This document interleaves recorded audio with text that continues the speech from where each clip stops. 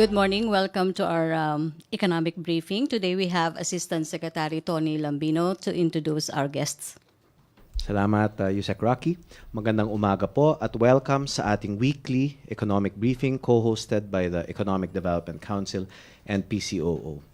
Ngayong umaga ay nais nating magbigay ng pahayag tungkol sa isa sa mga programa mula sa train law upang labanan ang illegal smuggling sa bansa.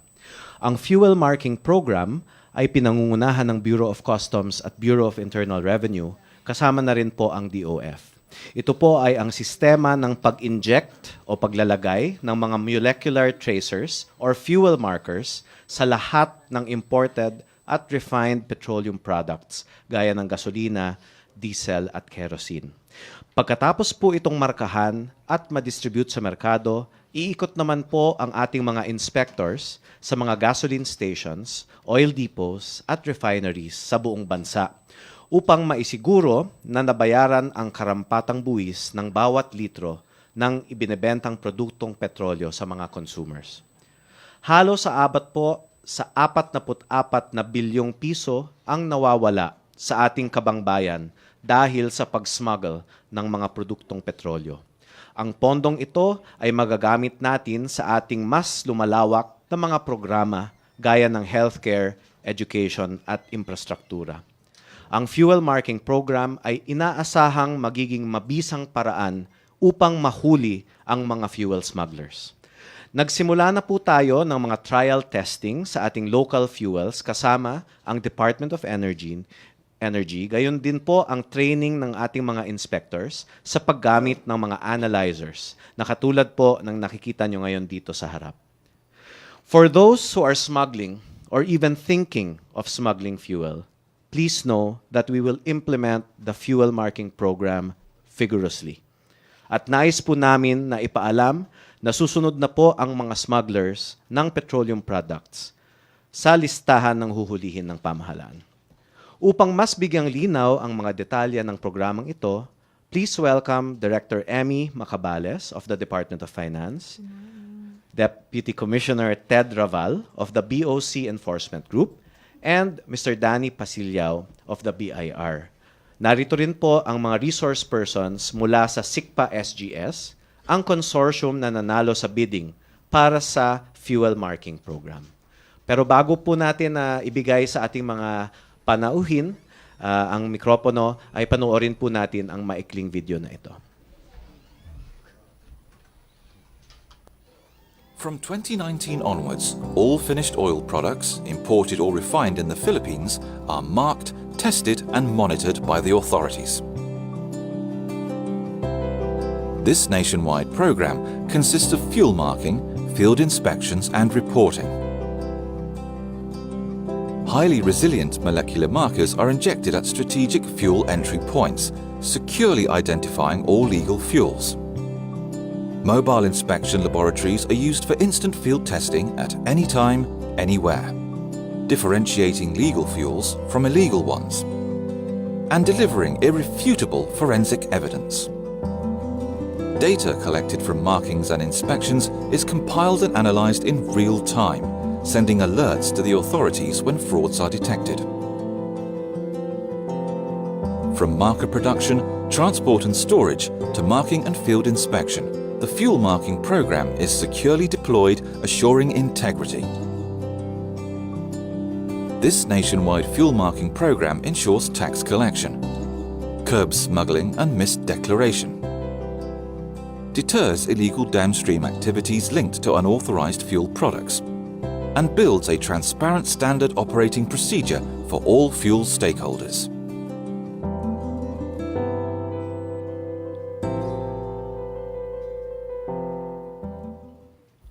Deputy Commissioner Ted Raval of the BOC Enforcement Group.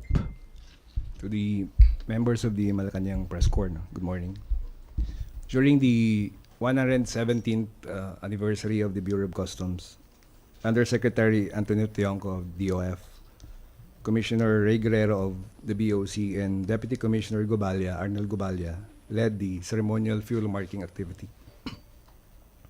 So in a nutshell, imported and refined gasoline, diesel and kerosene are now mandated to be marked with the official fuel marker. The marking will be done only after payment of the corresponding duties and taxes and the fuel marking fee in the amount of 0.06884 per liter of fuel. 3 months from implementation, random field testing shall be conducted by a joint team of BOC, BIR, and our service providers on depots, trucks, lorries, retail stations, and even vessels. Confirmatory tests shall also be immediately conducted once fuels which are unmarked or diluted are found in the market. The detailed process of the testing and the marking stages are now being finalized by the combined team of the OF, BOC, and BIR. And while the program aims to curb oil smuggling and increase revenue collection, it has been the policy to consider seamless and efficient implementation, which will be advantageous to both the government and the stakeholders. Thank you and good morning. Thank you, DEPCOM Raval. Mr. Pasiliao. Okay, so may I read the statement of our commissioner? To the distinguished members of the Malacañang Press Corps and my fellow servants in the government. The fuel marking program is something new to the BIR. As mandated by the train law, the program must be implemented and objectives achieved.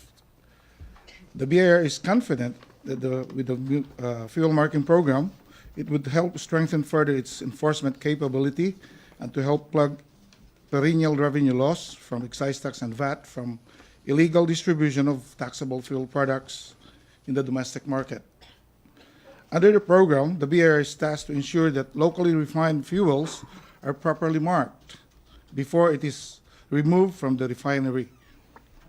Downstream, the BIR is also tasked to monitor the presence of marker in fuels at the retail stations. Illicit fuels usually end up at the retail stations for its final disposition. With the mandatory marking, the BIR would now be able to identify and trace any unmarked and therefore deemed untaxed fuel at retail level and collect the taxes due thereon. Being a possessor of an unmarked fuel, a person or an owner of retail station with the untaxed fuel shall be liable to the excise tax and VAT due on such fuel, including penalties. This is without prejudice to the filing of appropriate criminal case against the owner of the retail station. In line with this, the BIR is readying the guidelines for the implementation of the program. Task force to conduct field tests on the retail level will be formed on a full-time basis to ensure full compliance with the program. That's the statement of our commissioner. Thank you. Thank you, sir. Director Emmy.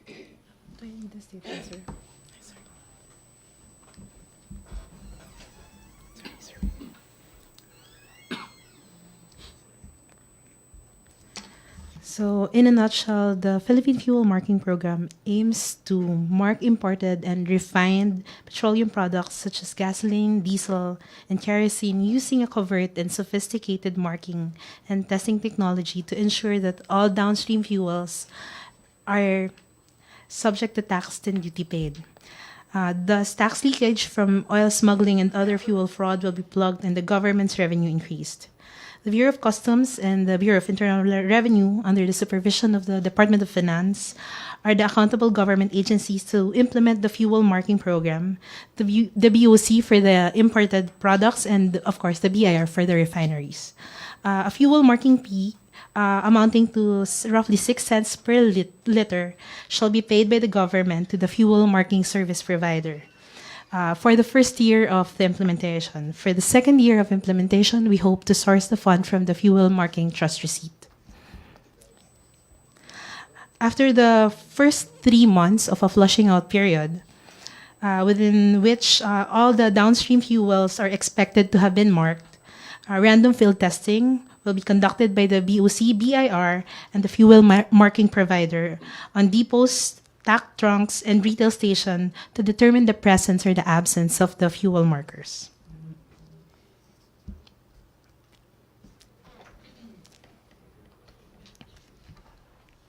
Fuels found to be unmarked or with marker levels below the prescribed dilution level shall be immediately subject to confirmatory test in a controlled laboratory, and corresponding duties and taxes will be assessed. The detailed guidelines on the aforementioned processes are currently being finalized by the BOC, BIR, and DOF, and are subject to further consultation with the oil industry. Rest assured that while the government urges the immediate implementation of the program, it understands that its policies and guidelines must be to the advantage of both the government and the stakeholders. Yusek Rocky? Okay, MPC, you have question? Yeah, please. Good morning. Sir, yung sinasabi niyo pong 44 billion na nawawala sa gobyerno, saan po galing yung ano na yun, data? The 44 billion is actually based on a consumer protection group who published the paper, I think, a few years back. ADB also has a different number. I think ADB estimate is about 20 billion revenue loss from smuggling alone. So, earlier, ma'am, napanood po natin yung, yung video presentation, yung tungkol sa marking. Pero, sa tingin ko po, para mawawala yung marking kung gusto ko pong malaman, meron po ba monitoring naman po yung mga importation o mga gross receipts? Kasi po, napaka-importante. Kahit anong marking gawin, kung wala pong monitoring, hindi po magiging successful. Yes, ma'am. Part of the program is actually monitoring both the collection for revenue as well as the correct collection for the fuel marking fee that will be collected and transmitted, and then that will form part of the fuel marking trust receipt. Another question. Sa BIR po, yung pong mga big players, di po ba yung mga POC po ba yung machine naka-hook up po sa inyo? Tama po ba yun? Yung mga resibo pong pag nagpapakarga kaming gasolina, naka-ano po ba directly sa BIR? Yung ilan na POS machines Yes, ay opo. kinuhanan ng permit sa BIR Opo. para yung automatic yung kanilang anong tawag nito, recording ng mga sales. Yes, sir. Na pag in-inspect ng BIR, makikita na trace na walang nalaktawan at lahat ng mga sales nila ay na-issuean ng tamang resibo. Yun po yun, sir, yung mga big players. How about yung pong mga generic, yung pong say gas, yung marami pong mga generic. Kasama rin po ba sa ano yun? Merong mga POC na monitor nyo? Yes, yung mga retail stations naman ay sakop ng aming revenue district offices. Yung kanilang resibo, kung hindi man sila gumagamit ng POS, ay rehistrado rin sa BIR at yun ang basihan para i-record yung kanilang benta. Ganun din yung mga POS nila, sinisigurado namin na nakarehistro rin sa BIR para lahat ng bentahan nila ay nare-record at nare-report sa BIR. So, sigurado, sir, bali, yung mga naka-manual receipts, meron pong report sa inyo. Meron po tayong team from BIR na talagang pumiikot. How often po ito ginagawa? May tinatawag sa BIR na TCVD na nag-inspect yung mga revenue officers ng bawat stores na rehistrado sa kanilang distrito para tignan kung talagang nagko-comply sila, nag-i-issue ba talaga sila ng resibo o hindi. Kaya nag-check po. Last question kay Asek Lambino. Kasi po, na-mention nyo rin tungkol po sa mga vessels. Pag sinabi nyo pong vessels, yun po ba yung mga nasa barge? Meron din po tayong mga tao doon. Kasi po, nandun yung smuggling dun sa mismong mga nasa tubig, say Subic, say Clark. Meron po mga nababalita na doon po nila idinadaan yung, isa pa po sa Bataan, sa Mariveles. Meron po ba tayong mga tao? Meron po ba tayong ginagawa o ano po yung programa natin para talaga, kasi kung mapapabayaan po natin yung mga nabanggit kong tatlo na lugar, parang baliwala din ho yata itong magiging programa natin. Thank you. Nasa jurisdiction po yata yan ng Bureau of Customs. So if I may defer to DEPCOM. Yes, ma'am. If you're referring to yung mga vessels, the intention is to cover everything. So yung testing will also include yung mga sinabi mong barges. Okay, thank you, Ms. Evelyn. Rose Novenario. Hi, sir. Asek Lambino. Good morning. Hi, yes, sir. ma'am. Sir, ano Morning po yung magiging epekto nitong fuel marking program sa consumers? Magkakaroon po ba ito ng dagdag sa presyo ng langis at produktong petrolyo? Considering po na lagi po yung naging pangkaraniwan na po sa Pilipinas yung oil price hike.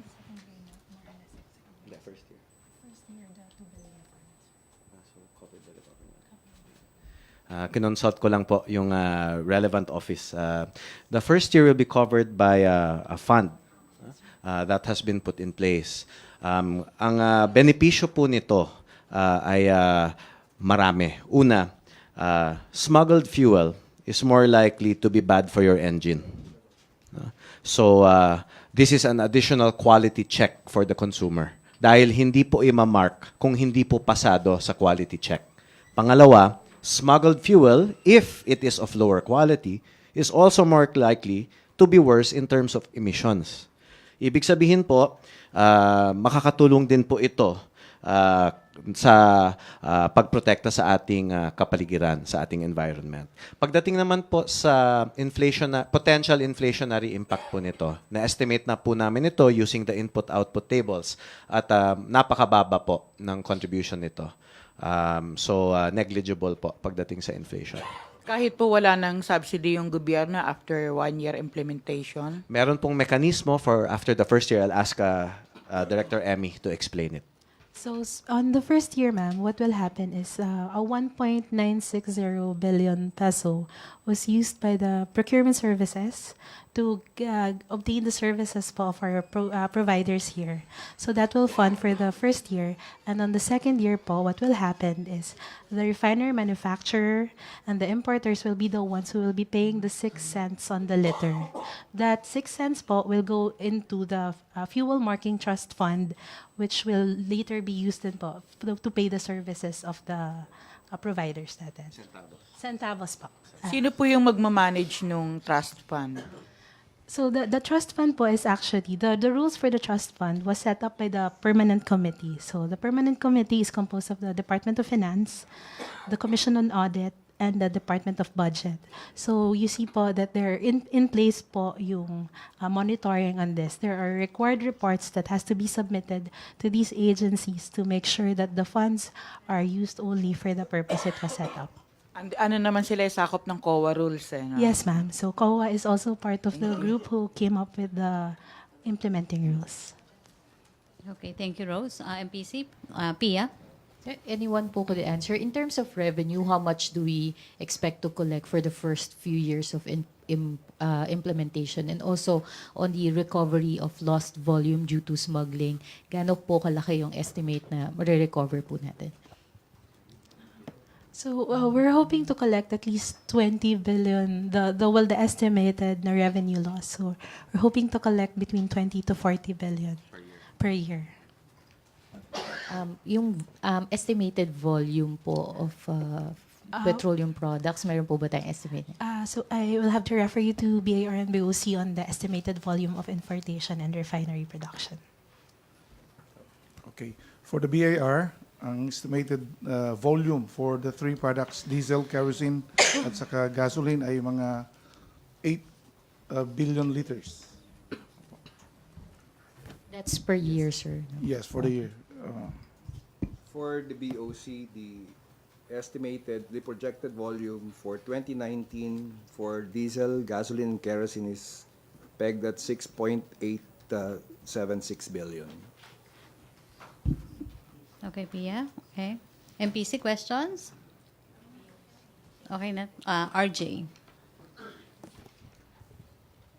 For the BOC, sir. So, what was done before, sir, to address this smuggled petroleum products?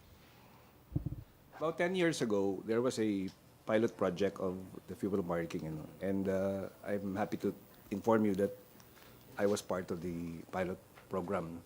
Unfortunately, the issue then was that there was a loophole in the department order, in that it allowed for buyers in good faith, such that other than that, the fuel that was required to be marked are those which are to be consumed only in the free ports. So lahat ng nasa labas ng Freeport hindi minamarkahan. So yung mga lumalabas which are supposed to be consumed sa Freeport na nakakalabas, yun ang hinuhuli ng BOC. Thank you, sir. Sir, which companies are involved again, sir? The joint venture. So the consortium is between SIGPA and SGS. And how much do we pay them? So we pay them based on the actual liter of fuel marked. How much? 0.06 884. And the estimate for per year, how much is that? The estimate for, so you basically, I will have to Multiply. multiply the predicted importation and refinery withdrawals with this number. compute na po namin ngayon. Magko-compute po kami.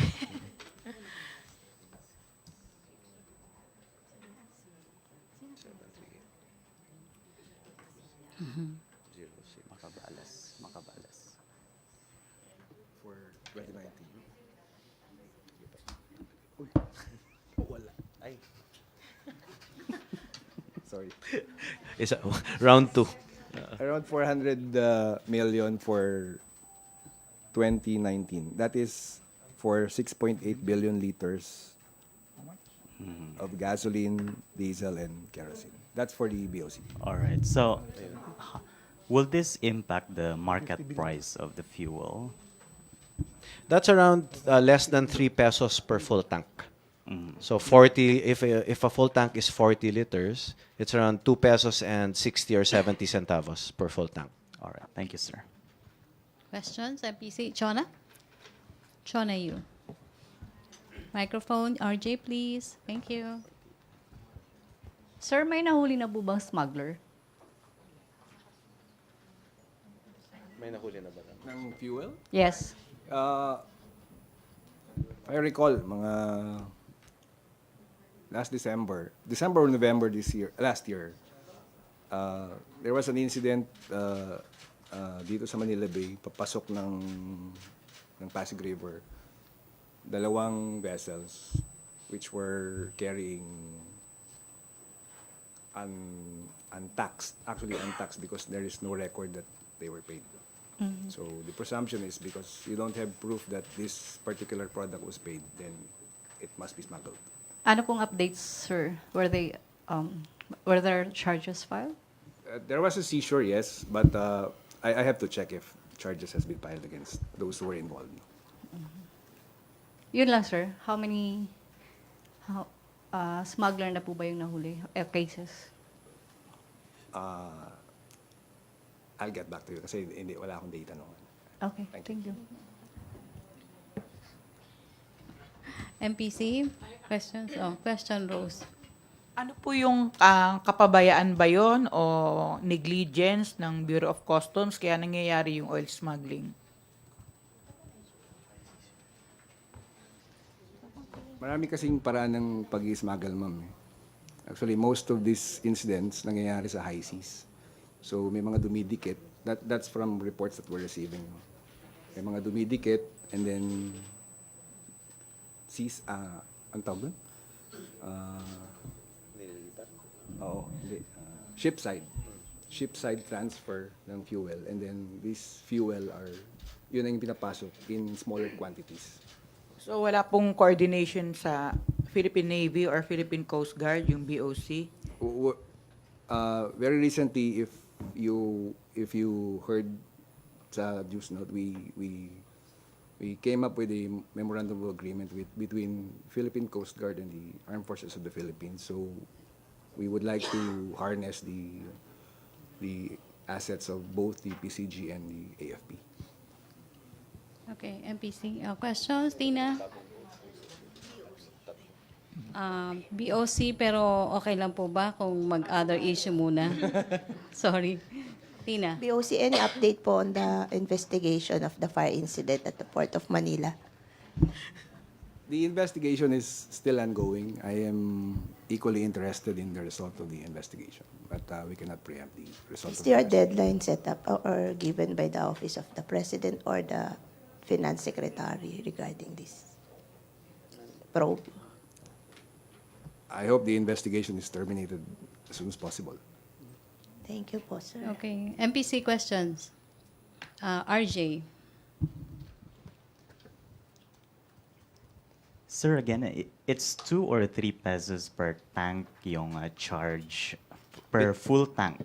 Well, it's really 6.8 centavos times 40 liters if the tank is a 40-liter tank. So And- that's less than 3 pesos for the marker cost. Okay, so meaning to say the consumer will have to pay for it. There is a fund that was set up for this in the first year, and then the mechanism that Director Emmy described earlier. Could you describe it again? So on the first year, so the 1.960 billion fund that was set up from the GAA before will be used to fund the first year of operations, and then on the second year we will be utilizing the fuel marking trust receipts. And the third year, Same until the fifth year as mandated by law. how many years do we plan to So implement? under the train law, we're required to implement the program for 5 years. Oh, okay, thank you. Questions? Okay. Evelyn. Sir, additional lang. Yan na nabanggit niyo po kanina, DOF, BIR, and Customs. Meron din po bang intelligence mechanism yung kasama niya rin po ba sa grupo? Kasi kahit ano pong gawin nyo, kasi po yung nabanggit ng taga-Custom ni DepCom na tatabi sa gilid, talaga naman, hindi ho report lang, talaga hong nangyayari. And if I can remember it right, isang mayor from Visayas na ngayon, dati nahulihan ho siya ng smuggling, barge, talaga yun ho talaga yung negosyo niya. So, ang gusto ko lang malaman, kasi kung wala po intelligence, sa tingin nyo magiging successful po ito?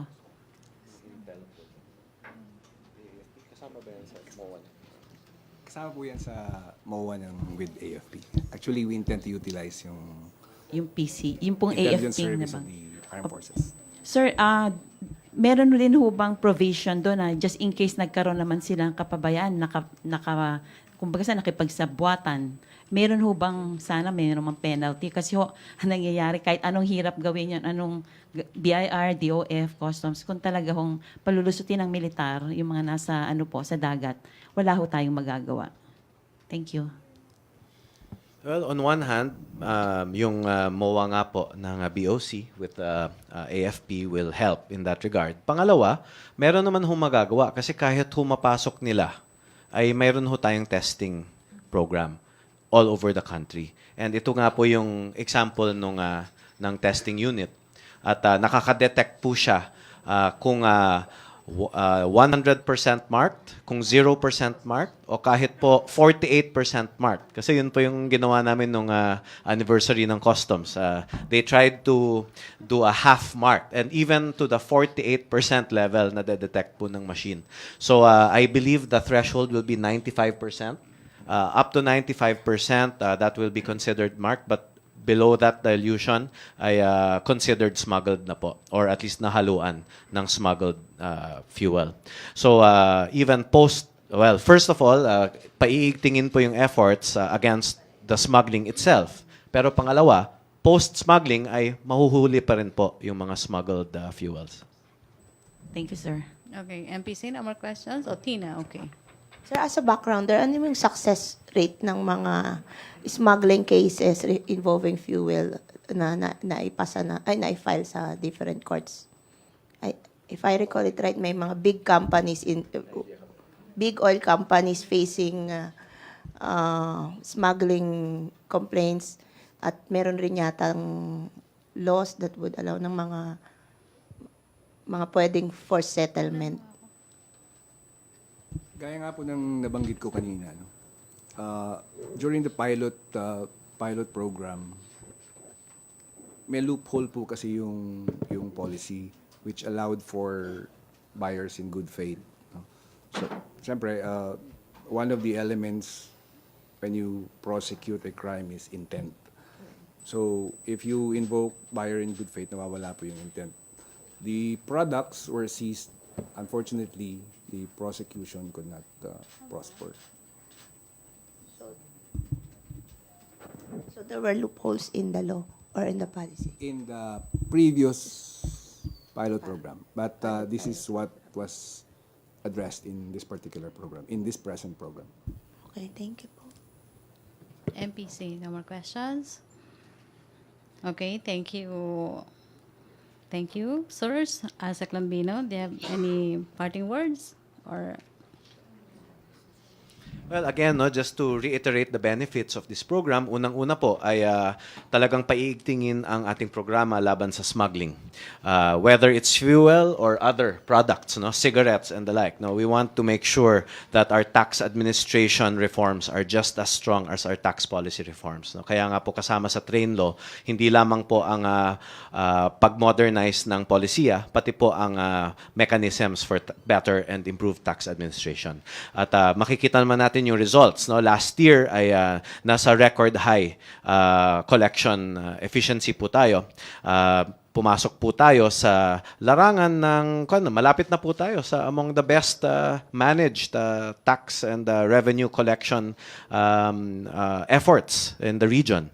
Pangalawa ay meron din pong mga additional benefits ito in addition to revenue that will be gained from the anti-smuggling operations. Kasama rin po ang pag-protect sa consumer dahil masama pa nga po sa kanilang mga sasakyan ang mga smuggled fuels kung ito po ay low quality. So this is an additional quality check for the Filipino consumer, and in addition, it is an effort also to improve the emission levels, no? Kasi wala nga pong imamark na fuel kung hindi po pasado sa quality inspection. So it's good for the environment, it's good for the consumer, and it's also good for the government revenue effort that is being invested in our infrastructure, education, and healthcare programs.